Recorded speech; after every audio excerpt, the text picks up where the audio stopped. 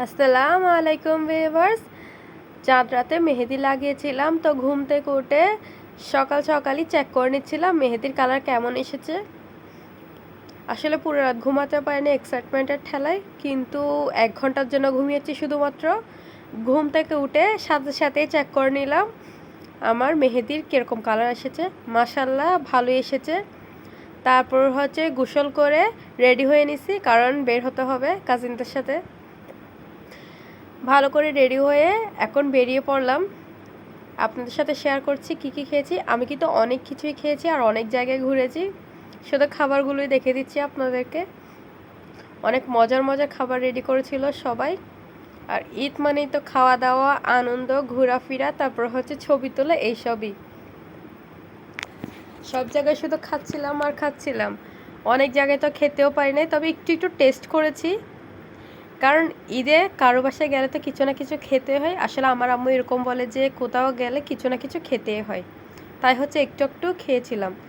তারপর সবাই মিলে খাওয়া দাওয়া করে কিছুক্ষণের জন্য বের হয়েছি, যাতে ফটো সেশন করতে পারি। যখন ঈদ মোবারক কার্ডও পেয়েছি আমার এক কাজিন থেকে।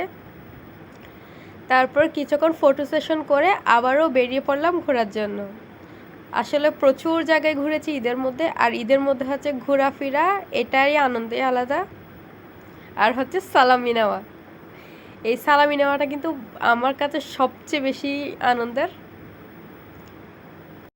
যেহেতু বাইরে প্রচুর গরম ছিল, তাই ঠান্ডা জিনিসই বেশি খাওয়া হচ্ছিল। আর এত ঠান্ডা জিনিস খেয়েছি, খেতে খেতে তো আমার পুরো গলাই বসে গেছে, মানে পুরো গলা ব্যথা হয়ে গেছে। তাও তো খাওয়া দাওয়া কমানো যাবে না।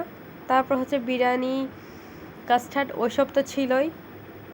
ঈদ এমন একটা সময় যখন আমরা আমাদের সব আত্মীয়দের বাসায় ঘুরতে যাই, সবার সাথে দেখা হয়। এই জিনিসটার আনন্দই আলাদা, মজাই আলাদা। আর কাজিনদের সাথে তো গল্প, আড্ডা সব কিছুই হয় খাওয়া দাওয়ার সাথে। কাছের আত্মীয় স্বজনদের কাছে ঘোরার পরে তারপর বেরিয়ে পড়লাম দূরে আত্মীয়দের কাছে যাওয়ার জন্য।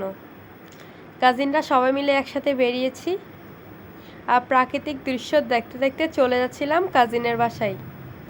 রাস্তার মধ্যে একটা জিনিস লক্ষ্য করলাম, সবাই অনেক সুন্দর সুন্দর জামা পরে ঘুরছে।